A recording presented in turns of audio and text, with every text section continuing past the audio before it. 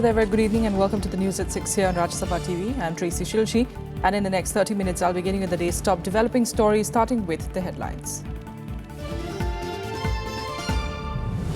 Issue of atrocities on Dalits in Gujarat reverberates in Parliament. Opposition members protest against the incident. Congress wants a JPC to probe the matter.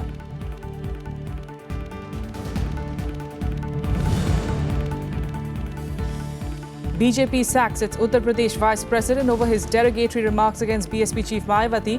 Issue rocks Parliament as well as members condemning BJP leaders' remarks.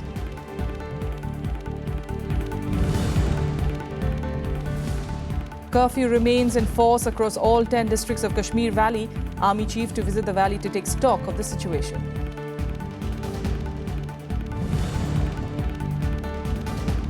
And Donald Trump is the Republican Party's candidate for the November US presidential elections. The business tycoon accepts the nomination as a great honor.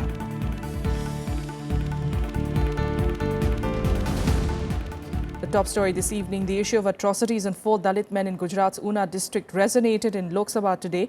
Members of almost every opposition party protested against the incident and demanded a reply from the government on what action has been taken against the accused. The Congress party even demanded setting up of a joint parliamentary committee to look into the incident. Here's a report. Almost the entire opposition in Lok Sabha, led by the Congress, protested against the attacks on Dalits in Gujarat on Wednesday. Leaders of the BSP, TMC, Congress and the left raised slogans against the government during question hour. Opposition parties blamed the RSS and BJP of polarizing communities ahead of assembly elections in Gujarat next year. They also demanded the constitution of a joint parliamentary committee to look into the incident. हमने demand किया joint parliamentary committee बिठाओ और वहां पर भेजिए, inquiry होने दो, किस किस पार्टी के लोग उसमें इन्वॉल्व है, कौन से संगठन उसमें इन्वॉल्व है, उनके लिए ये फुल इंक्वायरी होना चाहिए, उनको पनिशमेंट होना चाहिए। उस वक्त हम खुश हो, इसीलिए उन्होंने मैं ये चाहता हूं आप अनाउंस करेंगे जॉइंट सेलेक्ट कमेटी या पार्लियामेंट्री कमेटी जो विजिट करेगा और इस बारे में सविस्तार से रिपोर्ट इस सदन में रखो और हमको मालूम होने दो उसमें आरएसएस है, बीजेपी है, कौन सी संगठन है, हमको मालूम होने दो। Home Minister Rajnath Singh, however, refuted the opposition charges, saying the state government has taken swift action in the case. He informed the House that 9 people have been arrested for the alleged atrocities committed on the Dalit men. दलितों पर जो अत्याचार की घटनाएं चाहे किसी भी राज्य में क्यों न हो, चाहे वो भाजपा शासित राज्य हो अथवा कांग्रेस शासित राज्य हो अथवा किसी भी राजनीतिक पार्टी के द्वारा शासित राज्य क्यों न हो, इस प्रकार की घटनाएं बहुत ही दुर्भाग्यपूर्ण होती हैं। हमारी सरकार सचमुच इस प्रकार दलितों पर होने वाले अत्याचार को, चाहे वह अनुसूचित जाति हो, अनुसूचित जनजाति हो, हम एक बहुत बड़ी बुराई मानते हैं और इसकी हम निंदा करते हैं और यह भी यकीन दिलाना चाहते हैं कि इस बुराई को समाप्त करने के लिए जहां पर हमारी सरकार की प्रतिबद्धता है, वहीं पर पूरे सदन से भी मैं अपील करना चाहता हूं कि हम सबको मिलजुल कर इस बुराई को चुनौती के रूप में स्वीकार कर इसे समाप्त करने के लिए अपनी प्रतिबद्धता व्यक्त करनी चाहिए। Rajnath Singh also cited figures to claim that cases of atrocities against Dalits have declined in Gujarat since 2001 when Narendra Modi took over as Chief Minister. Dissatisfied with the Home Minister's reply, members of the Congress and the TMC staged a walkout. With Pranav Goswami, Bureau Inputs, Rajya Sabha TV. Well, last week's attacks on Dalits in Gujarat triggering protests in Rajya Sabha as well and paralyzing the day's business as the opposition sought to corner the centre on the issue. The government assured that a probe has been ordered and the state government has taken strict action. The opposition, however, upped the ante against the government and forced several adjournments throughout the day. No sooner than the listed papers were laid, TMC's Derek O'Brien raised the issue of alleged atrocities on Dalits in Gujarat. Opposition members from various parties, including the BSP, TMC and the Congress, underscored that they had submitted notices for a debate on the issue. Yesterday we gave a notice, the BSP gave a notice day before yesterday. I am asking you, We want this issue. Opposition members then trooped into the well of the House and protested against the government. As the protest escalated, the chair adjourned the House for 10 minutes. House is adjourned for 10 minutes. 10 minutes. When the House reassembled, Social Justice and Empowerment Minister Thawar Chand Gehlot sought to defend the Gujarat government and stressed on the strict action taken by the state. While expressing regret on the death of the Dalit man who consumed poison, Gehlot assured of providing financial assistance to the victims. CID स्तर के उच्च अधिकारी से जांच के आदेश भी दिए हैं। 2 महीने के अंदर अंदर वो जांच कार्रवाई पूरी होगी और जांच प्रतिवेदन के आधार पर प्रत्यक्ष या अप्रत्यक्ष जो भी अपराधी पाए जाएंगे उनके खिलाफ कठोर कार्रवाई की जाएगी। However, Gehlot's assertion failed to pacify the opposition as the members continued their tirade against the government, forcing another adjournment. House is adjourned after 12:00 hours. 12:00 hours. Question hour became a casualty of the protest as repeated pleas by Chairman Muhammad Hamid Ansari went unheeded. The chair then adjourned the House till 2 p.m. House is adjourned till 2 p.m. Even in the post-lunch session, the opposition's dissent did not simmer down. MOS Parliamentary Affairs Mukhtar Abbas Naqvi pressed for an immediate discussion on the issue. Deputy Chairman PJ Kurian also tried to mollify the agitating members. जो दलितों के सशक्तिकरण का मुद्दा है, जो दलितों से तथाकथित अन्याय अत्याचार का मुद्दा है, सभी पे हम सहमत हैं चर्चा करने के लिए। Business Advisory Committee has decided to discuss this issue. Tomorrow at 2 p.m. this issue will be discussed. Or the BSc has agreed, government has agreed. Then what is the need of the shouting?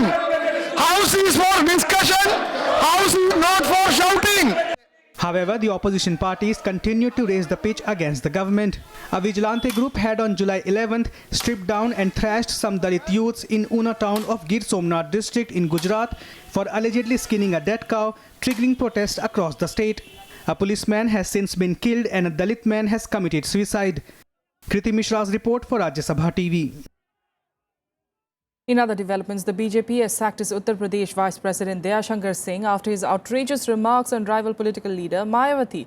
The issue dominated proceedings in Rajya Sabha today as members across the political spectrum hit out at the BJP leader. The government, however, sought to disassociate itself from Dayashankar even as opposition members demanded his immediate arrest. Here are the details. A verbal slur against BSP chief Mayawati has cost BJP Vice President in Uttar Pradesh, Dayashankar Singh, his position. The party sacked him for his derogatory statement against the former Uttar Pradesh chief minister. Dayashankar's statement reverberated in the Rajya Sabha too, with the opposition parties cornering the BJP-led NDA government. Mayawati herself demanded Dayashankar Singh's arrest and slammed the BJP for adopting an anti-Dalit stance. बताना चाह रही हूँ, जिसने भी ये बोला है उसने अपनी बेटी के बारे में बोला है, जो लोग मुझे नहीं बता रहे अपनी बहन के बारे में बोला है, और ये जो उसने शब्द का इस्तेमाल किया है तो पूरा देश मेरे ख्याल बीजेपी को कभी माफ नहीं करेगा. Leader of the House also expressed personal regret over the remark and expressed solidarity with the BSP chief. ये बहुत निंदनीय और खेद का विषय है कि कोई राजनीतिक कार्यकर्ता एक महिला और एक प्रमुख महिला नेत्री के संबंध में इस प्रकार की शब्दावली का प्रयोग करे. इस बात का मुझे निजी तौर पे भी खेद है कि किसी ने इस ऐसी शब्दावली का प्रयोग किया है. Cutting across party lines, leaders expressed anguish over the sacked BJP leader's remarks. Leader of opposition Ghulam Nabi Azad condemned his statement. Meanwhile, his remarks drew severe flack from women MPs and also Deputy Chairman PJ Kurian. Sir, एक ऐसा आपत्तिजनक statement आया है कि उसे मैं उसके शब्द नहीं, उनके कैरेक्टर पर अगर कोई किसी पार्टी का हो, वो बीजेपी का हो, कांग्रेस का हो, अपोजिशन का हो, लेकिन एक महिला पर उसके कैरेक्टर के बारे में स्टेटमेंट दे और एक एमपी भी है और दलित भी है, इसको कभी चीफ मिनिस्टर या 3-3, 4-4 बार उसके खिलाफ अगर इस तरह का स्टेटमेंट दिया जाए तो वो उस इंसान की पार्टी की मानसिकता बताता है कि मानसिकता कहां जा गई कि अब उनके लीडरों को भी बर्दाश्त नहीं किया जाता. Very shameful that a leader of a party, of a national party, who's been the chief minister, who's a MP today, she has been commented like this upon. Where is the dignity of, if it is done to her, then we can imagine how the women of this country are being treated. I think this is deplorable, and some action has to be taken against this person. I have already announced that the House unanimously condemns it. That I have already said. Yes. And I have already said from the House that House unanimously condemns it. That is already on record. So and that is without any exception. That I said. Later, the members marched into the well, raising the pitch against the government, compelling the chair to adjourn the House till Thursday. House is adjourned till 11 a.m. on Thursday. With inputs from Vishal Dhaya, Kriti Mishra, Rajya Sabha TV. And for more developments on this particular story, we've got our correspondent Vishal Dhaya joining us on the phone line from the capital. Vishal, the BJP definitely not trying to waste any time stemming this controversy from snowballing further. Some quick reaction that we're seeing from the party there, as far as sacking this particular leader is concerned. Well, yes, you're right. In fact, not only reactions but also action. Also, the concerned person, that's the Vice President of the state unit of the BJP in Uttar Pradesh, has been relieved of all his responsibilities with immediate effect. And the kind of statement which we heard from leader of House in the upper house was a clear indication that BJP does not want this particular controversy to snowball into another, a larger issue and disrupt the smooth functioning of the House, which we have seen since past 2 days. And obviously, the kind of protest which we have seen since morning on another controversy related to Dalits in the state of Gujarat. This was something which could have compounded BJP's worries, and that is why we saw that instant response, both in terms of reaction and action as well. Now, what we we all will wait and watch out for is whether or not the BSP specifically will continue to raise this particular issue tomorrow. Although there is a discussion on the issue of atrocities against Dalits, which has now been slated by the BAC for tomorrow at 2 p.m. That's the second half of the day. And that is where we might see the members of the House once again pouring their heart out, putting their points across and seeking a concerted response from the Treasury benches. All right. But any kind of reaction that we're getting from the other parties, especially the Congress as well, on this particular issue, if they plan to pursue it further? Well, the Congress was the first one to, go ahead and point this out in the House when the leader of the opposition raised this issue at 3 p.m. when the House met after a brief adjournment. And clearly, the Congress had taken the center stage since morning in the protest in the upper house on the issue of atrocities against Dalits in the state of Gujarat. So this was one particular issue which, concerned a senior Dalit leader, somebody who has been a chief minister of the state not once, twice, but thrice, and is now a member of the House, also a president of a national party. So clearly, this is something which was not taken lightly by not only Congress, but also leaders of other parties. Yes. And their views were quite clear when they put them across on the floor of the House. But what we are given to understand is that most of the opposition parties are now reconciled to the fact that tomorrow at 2 p.m. there is going to be a discussion on the issue of atrocities against Dalits, and that is the time when all of them are likely to come together and corner the government. All right, we'll leave it there for now. Thanks so much, Vishal, for joining us with those details. Meanwhile, let's get you the latest now from Jammu and Kashmir. And curfew was in force across all 10 districts of Kashmir Valley on Wednesday for the 12th day, with security forces stepping up vigil in view of the separatists' call to observe a black day to protest the recent unrest in the valley. Army Chief General Dalbir Singh Suhag will also visit the valley to take stock of the situation across the state. 12 days of curfew and still no change in the ground situation in Kashmir. Army Chief General Dalbir Singh Suhag will be on a day-long visit to review the security situation in the valley and along the line of control. Meanwhile, life remains paralyzed due to separatist-sponsored strike, which has now been extended till July 22nd. Newspapers failed to hit newsstands in Kashmir for the 5th day in a row after government's alleged clampdown on the media. However, Chief Minister Mehbooba Mufti clarified there is no ban on the media. Congress President Sonia Gandhi has slammed the Modi government, saying the recent events in Kashmir pose a grave danger to the country. Left parties also met Home Minister Rajnath Singh to discuss the situation. Told the Home Minister that what is required is, apart from all the other measures of restraining the security forces from unleashing unwarranted attacks on innocent people, to ensure that people are protected and not mercilessly, unnecessarily attacked, Apart from this, what is required is a political initiative. The National Human Rights Commission has also issued notices to the Home Ministry and the Jammu and Kashmir government seeking reports within 2 weeks on casualties in connection with the ongoing violence in the state. Schools and colleges in the valley continue to remain closed after the government extended the summer vacations till July 25th. Meanwhile, a fresh batch of 1,000 pilgrims left for the twin base camps of Amarnath Shrine today amid tight security. The yatra, which was suspended on Tuesday morning due to tense situation in the valley, resumed in the evening. So far, 42 youths have been killed and around 3,000 injured across the valley by the police and armed forces firing in Kashmir after Burhan Wani's killing. Bureau Report, Rajya Sabha TV. Meanwhile, Pakistan has submitted letters to the UN Chief Ban Ki-moon and Security Council President expressing concern over the alleged human rights violations in Kashmir after the killing of Hizbul commander Burhan Wani. Pakistan's ambassador to the UN, Maliha Lodhi, briefed the UN on the situation in Kashmir and said that fundamental human rights were being quote-unquote blatantly violated in the state. The letter sent by Pakistan expressed the country's serious concern at the alarming situation in Kashmir and drew attention to the brutal killings of innocent civilians and grave violations of the fundamental human rights of Kashmiris by the Indian occupation forces, quote-unquote.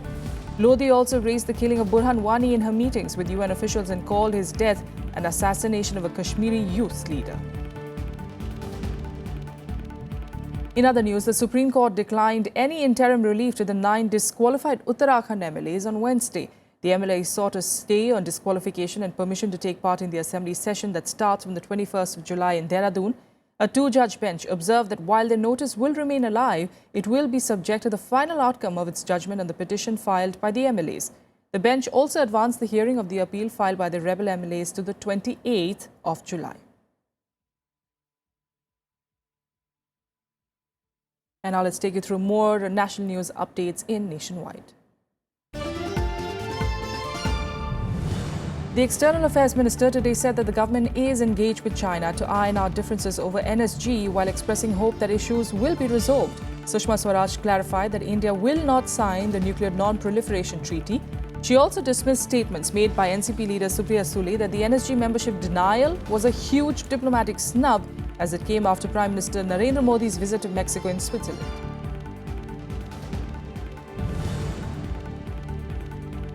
The National Green Tribunal today said that the 15-year-old diesel vehicles plying inside Delhi NCR should be deregistered first and will not get the NOC to ply anywhere outside the city. The tribunal added that only deregistered diesel vehicles which are less than 15 years old can get the no objection certificate. The Delhi Development Authority was asked to provide space to Delhi Transport Corporation and the Delhi Traffic Police to park the deregistered diesel vehicles, including the impounded ones. The NGT on the 18th of July directed the Delhi government to cancel the registration of all diesel-powered vehicles that are more than 10 years old from plying in the city.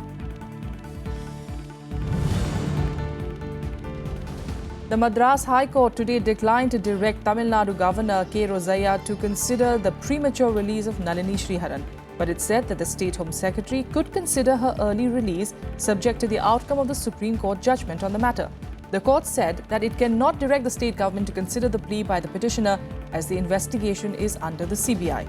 Nalini is a convict in the Rajiv Gandhi assassination case and claims that she is eligible for a premature release as she has spent a quarter of a century in jail while the legal requirement was only 20 years. With a quick break here, we'll be back with the international news in a bit. Stay with us.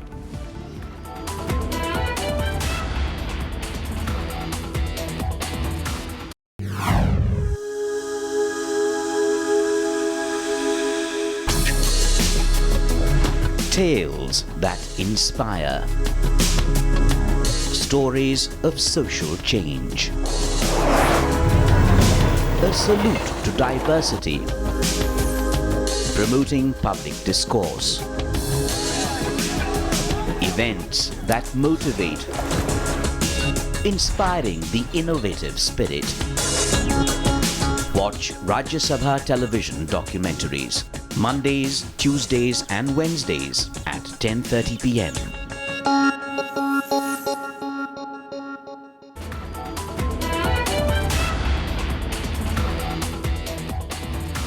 Welcome welcome back. Let's get into international news. And in the US, Donald Trump has clinched the Republican Party's presidential nomination to run against Hillary Clinton in the November polls. This win marks a stunning rise for Trump, who has been considered an outsider in American politics. His 13-month-long campaign saw him vanquishing 16 party rivals, warring with much of the Republican establishment and sparking controversy at the party convention.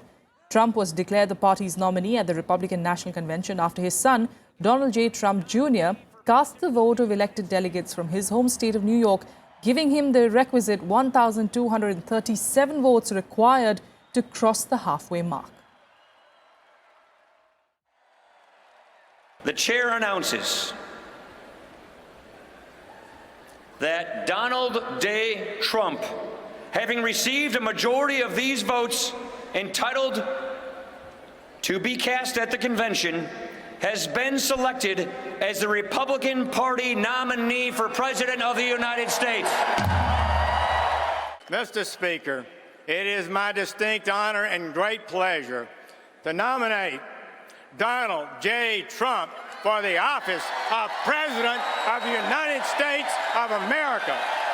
That is why, Mr. Speaker, I have the honor of seconding the nomination of Donald J. Trump as the next President of the United States of America.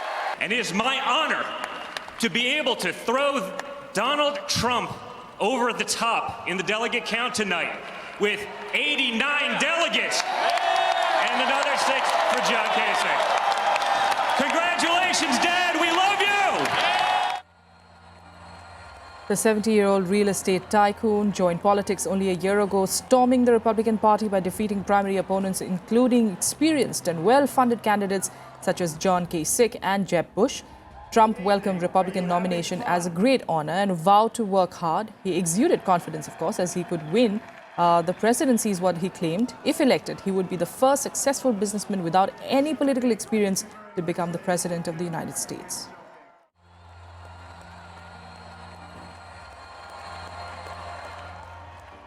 Meanwhile, UK's newly elected Prime Minister Theresa May will be meeting German Chancellor Angela Merkel today. May is expected to tell the German Chancellor that she will not push the button on leaving the EU this year and needs time to prepare for Brexit. Talks between Merkel and May are likely to be dominated by discussions of Britain leaving the EU, trading ties between the two countries, the migration crisis and Islamist terrorism, among others. After Berlin, May will then fly to Paris and hold talks with French President François Hollande. Here too, the duo are likely to hold talks on Brexit, where May would warn that the UK needs time to consult with Scotland, Wales and Northern Ireland, as well as different industries, before triggering formal negotiations to leave the European Union. And in some sports news, noted Indian hockey player Mohammad Shahid passed away this morning due to multiple organ failure. He was 56 years old. Shahid was being treated at a private hospital in Gurgaon, where he was admitted earlier this month after a bout of jaundice, and his condition worsened due to dengue. Shahid was a member of the V. Bhaskaran-led Indian team that won a gold medal at the 1980 Moscow Olympics. He was also part of the teams that won a silver medal at the Delhi Asian Games in 1982 and bronze in the Seoul Asiad Games in 1986. Shahid was known for his dribbling skills and was considered one of India's greatest hockey players. He is survived by his wife and 2 children. A sports officer with the Railways, Shahid received the Arjuna Award in 1981 and was honored with the Padma Shri in 1986. Dhyanchand के बाद मोहम्मद शाहिद हमारे hockey के बहुत बड़े खिलाड़ी रहे हैं। मैं उनके स्वास्थ्य के पूछने के लिए मेदांता हॉस्पिटल गया था। सरकार ने अपनी तरफ से पूरी कोशिश की थी, पूरी मेडिकल एड उनको दी थी, पर ईश्वर खुदा की मर्जी थी कि वो अब हमारे बीच में नहीं रहे हैं। एक इंसान एक खिलाड़ी के रूप में आगे बढ़ना उसका, और एक छोटी सी जगह से छोटे से स्थान से आगे बढ़कर उसने देश का नेतृत्व किया। और मैं तो ये कहूँगा कि 1980 का जो ओलंपिक मेडल हमने हासिल किया वो शाहिद की बदौलत किया। एक बेहतरीन खिलाड़ी और ऐसा खिलाड़ी जिसने अपने ड्रिबलिंग से, अपने उस कला से पूरे खेल जगत में हलचल मचा दी थी। And that's all we have for you on the news at 6. The news continues after a break. Stay with us on Rajya Sabha TV.